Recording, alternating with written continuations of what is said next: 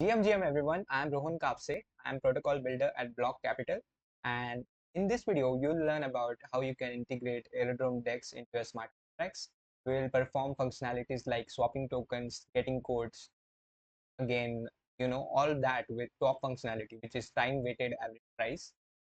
Also, we'll go in brief knowing about how Aerodrome works, AMMs, again, liquidity pools, concentrated liquidity, and much more. So even if you are a beginner, I would recommend you go through this video because we'll be doing it everything from scratch. So yeah, without further ado, let's get started. BLOK Capital. It's crypto, but different. It's making investing in crypto easier, safer, and smarter. So we'll build a contract in this video where we can perform functionalities like swapping tokens. One of the main feature of this is having TWAP functionality, also known as time weighted average price. We'll get to know what this is all about. So just let's get started. So yeah, a brief on Aerodrome. So Aerodrome is a fork of Velodrome V2. So if we see, it's one of the leading dexes in terms of TVL. You just go to DeFi Llama and see the total value locked in terms of dexes. So yeah, it's one of the leading dexes on base networks. So if you can see, total value locked is $664 million. And yeah, so one of the reasons we'll be having Aerodrome in our contract. And Velodrome V2 is nothing but an upgraded version which is on optimism. So the builders thought, why not have it on base network as well? So they built Aerodrome for the base network. Now, when we talk of pools on Aerodrome, there are three types of liquidity pools. Now, these are basic pools, concentrated pools. Basic pools are divided into further, stable and volatile pools. Concentrated pools are also known as or branded as Slipstream. If we also can check out like the GitHub of Aerodrome 5. Just head over to their GitHub. Yeah. So you'll get to know all about Aerodrome Finance liquidity pools, types of pools like we discussed, stable pools, volatile pools, concentrated pools. So all of the documentation is on this site. You can check out here. Now, so just for context, we will be interacting with the basic pools and not the slipstream pools in this video. So yeah, but all that being said, what are liquidity pools, right? So that's one of the question. Like I said, it's for even beginners. So what are liquidity pools? So just so you know, liquidity pools are nothing but like a bucket. So you can think of them as a bucket filled with tokens. So pair of tokens. It could be USDC, ETH, or any other token. So that's what a liquidity pool is.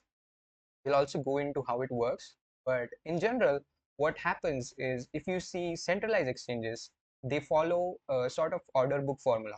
So what happens is if you see Binance has what they call order book formula. So what happens here is there's a buyer, there's a seller. So if you want to sell your ETH for a certain amount of USDC, then you will have to sell your USDC, sell your ETH for and wait for the USDC to be paid to you. So it's like the order book format. So that's not what really happens on decentralized exchange. Decentralized exchanges like Aerodrome Finance follow something called liquidity pools. So trades happen or occur here via liquidity pools. So liquidity providers provide and traders swap against it. So let's consider this example here. This is a pool. Now this contains pair of tokens, ETH and USDC. So what really happens is, let's say I provide my token, let's say I provide some ETH, then I'm known as a liquidity provider, and traders swap that token, and I earn sort of fees for providing that token into the liquidity pool. So again, more in context, if you see here, let's say you and I put 50 ETH and 50 Aero each. So Aero is the native token on Aerodrome. So ETH and Aero each into the pool. So the pool now contains 100 ETH and 100 Aero. Now let's say Alex comes in and Alex wants to swap 10 ETH, right? And take out some Aero. So what happens in this pool is that the pool adjusts itself, and we, meaning the token providers or the liquidity providers, get a tiny cut of the trade as a reward. So when Alex makes a trade, we get sort of a reward from it. Uh, and one of the main feature is that this is all automatic. So like for example, Binance has this order book where people are involved for selling and trading, but here there's an algorithm called AMM, which is automated market maker. So this sort of pool doesn't need a person to manage it. It's all automatic, and prices are determined by the algorithm, mostly based on the ratio of tokens in the pool. We'll get to the formula as well, how things work there. And one of the most common model is the AMM model, which most of pools follow, which is automated market maker. We'll also get to that, but that's a general overview of what liquidity pools. I hope that's clear to you all. Now we'll move on to types of pools on Aerodrome. So as said, Aerodrome is fork of Velodrome V2. So similar to that, it builds on this AMM concept, but introduces different types of pool to serve trading needs of different people. So basically, there are two main types here. So one of them is basic pools, and the other is the concentrated pools, also branded as Slipstream. Now, basic pools, if we see, these are like the standard type of pools in AMM. So these are like basic, general how the industry standard is. They allow anyone to be a liquidity provider. So that being said, there's sort of a benchmark to have this much amount of tokens to provide. What it does have is pair of tokens. Now, in general, thing to note here is when we talk of liquidity pools, there only exists pair of tokens. Okay, so it could be ETH Aero, ETH USDC, or ETH any coin. So that's what pair of tokens is. But there are also some pools which have multiple tokens in it, but that's for another day. We'll discuss here only the basic pools which have pair of tokens in it. Now, like I said, they follow this AMM model, and AMM model has this algorithm or the formula which says that product of X and Y should see, be equal to K. So X is nothing but amount of token A, and Y is the amount of token B. So the product of this should be a constant, and no matter what, the constant always stays the same. So here, for example, there are 100 token A and 100 token B. Someone swaps 10 tokens for token A for token B, then the constant K is the same. The ratio changes, and a new price sort of appears or changes. So again, the basic pools are divided into stable pools and volatile pools. The name itself sort of signifies what these mean. So stable pools are like optimized for stable token or similar values. Example, stable coins like USDC, DAI, which are both pegged to a dollar. They have reduced slippage. So slippage is minimum, and minimal pricing is overall. If we say these are the stable assets, so there's not much fluctuation in these pools. So if you put your coins into it, your tokens into it, then the probability of price changes or fluctuations are quite less. So, and volatile pools on the other hand are the ones that fluctuate a lot. So like ETH and let's say a random altcoin. So altcoin is nothing but coins other than Bitcoin. The price curve is a lot steeper here because I said they fluctuate a lot, and because of that they also have like a high slippage rate due to this the coin experiences or has a lot of variations in its value. Now, all that being said, this is all about basic pools, right? But there are a few problems with basic pools. Now we'll try to understand what these problems are. So let's consider this swap machine example. Let's say instead of liquidity providers, let's say we are now candy providers. All right. So let's say two people, you and I, add candy. So let's say CB is nothing but the chocolate bar, candy, and the gummy bear for GB. So let's say two people add 50 CB and 50 GB, and they are called candy providers. So now if we see the machine now has like 100 CB and 100 GB total, right? Now, like I said, the rule of the machine is simple. The value or the total value inside must always stay the same. That is the AMM formula. So it uses the equation uh, x, the number of A tokens and the number of Y tokens equals to K constant. So this is what CB into GB is. So the overall constant is 10,000, and this number never changes. Is the machine's constant. Okay. Now let's say at the start the price is 1 CB equals to 1 GB. All right. Now, if someone, let's say Alice, comes in and puts in like 1 CB, they get 1 GB, right? Because that's the price at the start that is set. Now, before that, if we see, now let's say someone comes along and puts like in 10 chocolate bars, the machine has to figure out how many gummy bears to give them, okay? Because now there's, sort of maximum, not maximum as in, but more amount than 1 CB or 1 GB. So now the machine has to figure out, the formula has to figure out, what exactly will be the amount to give to that specific person. So the machine calculates, this is like a basic mathematics problem. What we do here is 100 CB, 110 CB, because 10 CB is added. So what amount of GB? So the overall calculation will be 110 CB and 9091 GB. So one of the problem is that it's spread across evenly for all prices. So your 50 CB and 50 GB aren't locked into one specific price, right? So of course, like if we see initially the price was 1 CB equal to 1 GB, but then someone comes in and adds in some amount greater than what it started with, there's a sort of fluctuation in the pool, and to manage that ratio of unevenness of tokens, the because the constant stays the same, the pool adjusts itself, and what you provided value with for a specific price is not the value you will get the next time you trade. So if you see your 50 CB and 50 GB aren't locked into one specific price, okay, they have changed here, and now they are available to trade at any price the machine calculates, from almost 0 GB to per CB to a million GB per CB. So if someone dumps in, let's say 1000 CB into machine, it might give them 90 plus GB.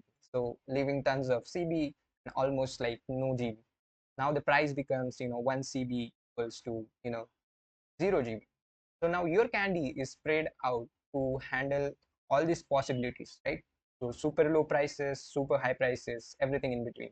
That's one of the major problems with liquidity pool, right? Now, with basic pools. Now, one thing to also understand here is, if you see, there's an inefficiency as liquidity pool. Now, how so? Now, the liquidity is spread evenly. So why it's an inefficiency? Let's consider an analogy.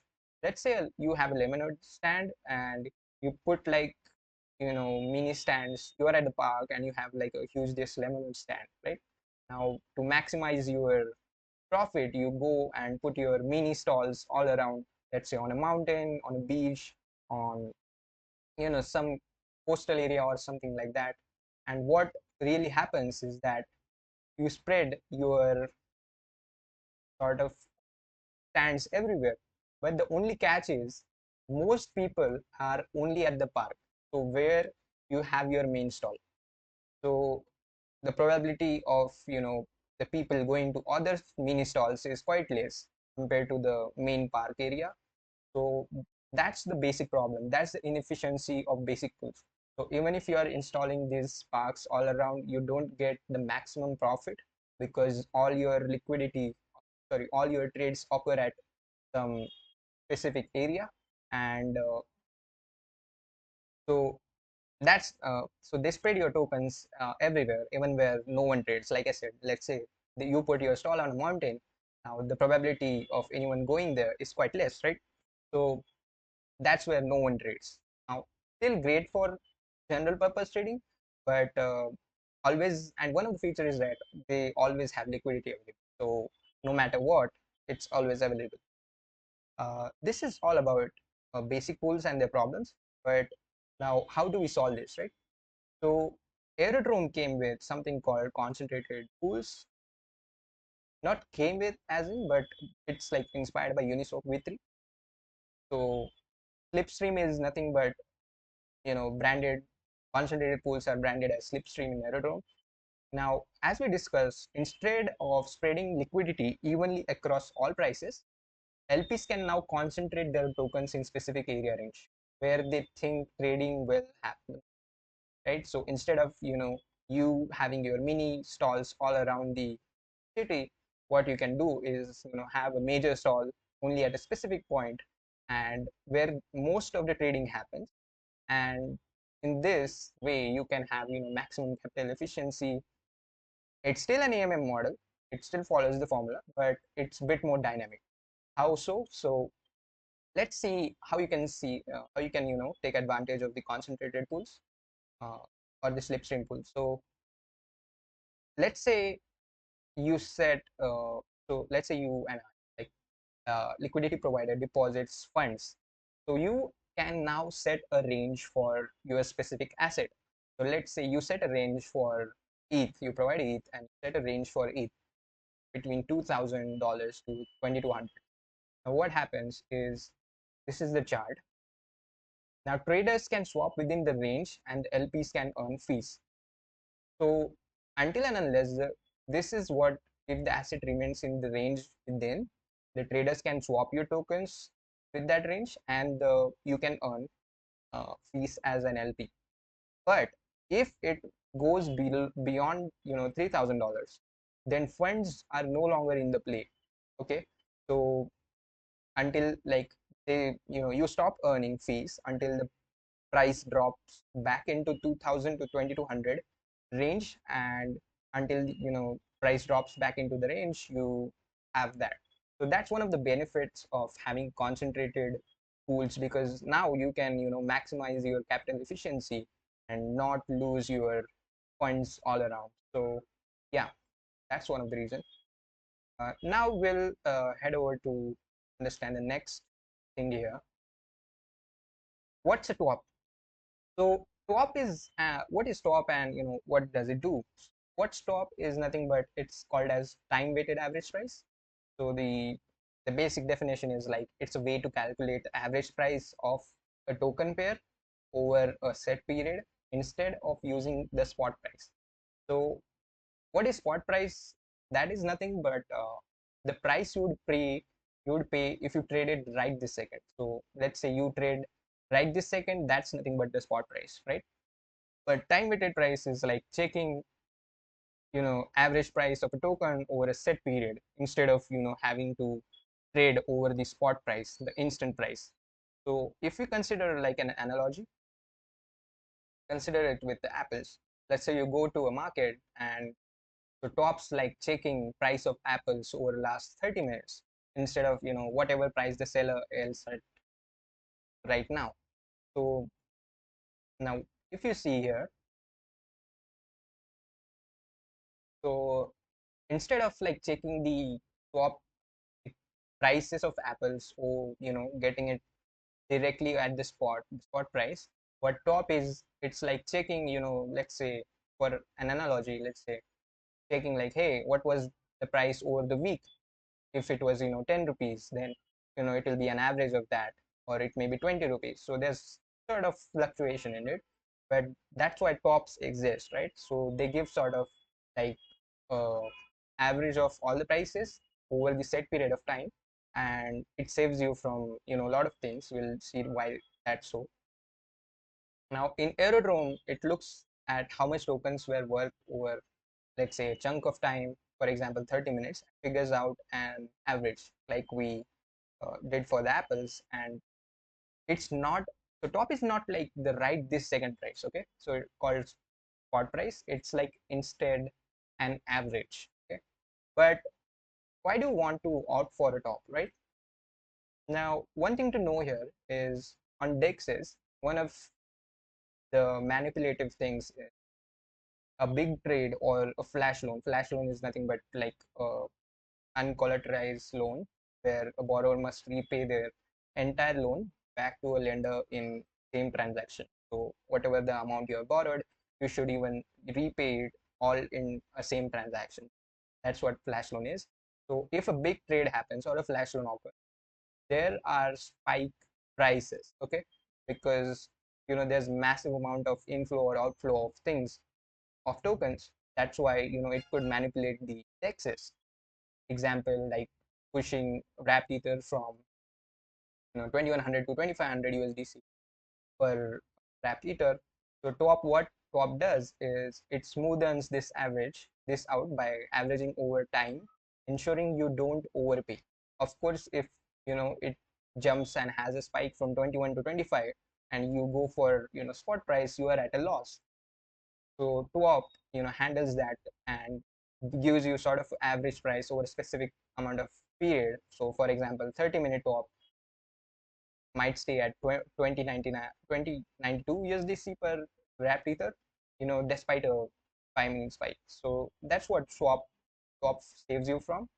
And yeah, that's pretty much it about TWAP.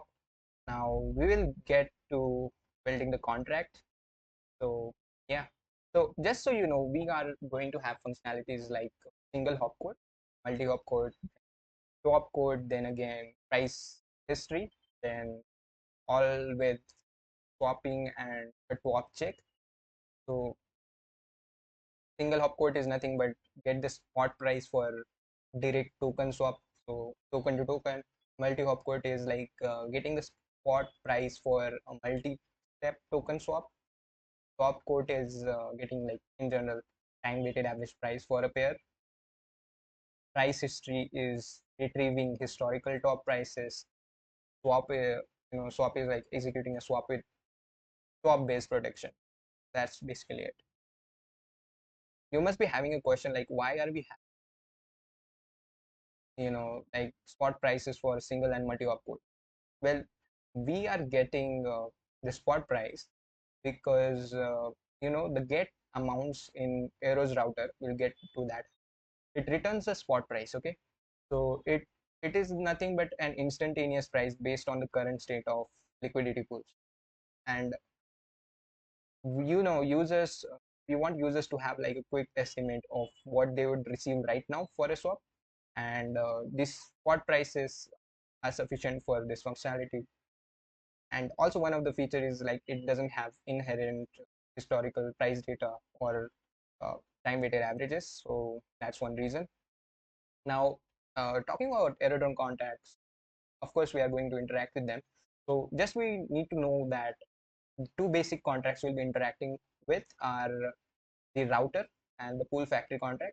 So the router contract is nothing but the entry point to execute swaps, single and multi-hop swap, and the PoolFactory in general is like manages liquidity pools. So if we just head over to Aerodrome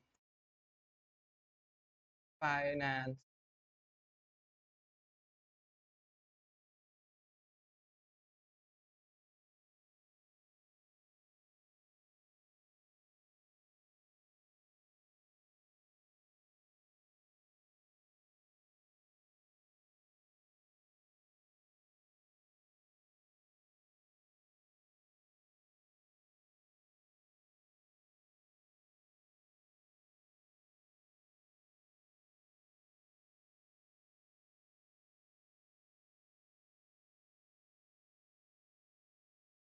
So yeah, I mean, like, it's taking a bit time, but you just, you can head over to Aerodrome official page, and you'll find, router contract and the PoolFactory contract, and you can even head over to their official contracts on and check how things work. We'll get to that as well. So yeah, that's pretty much it.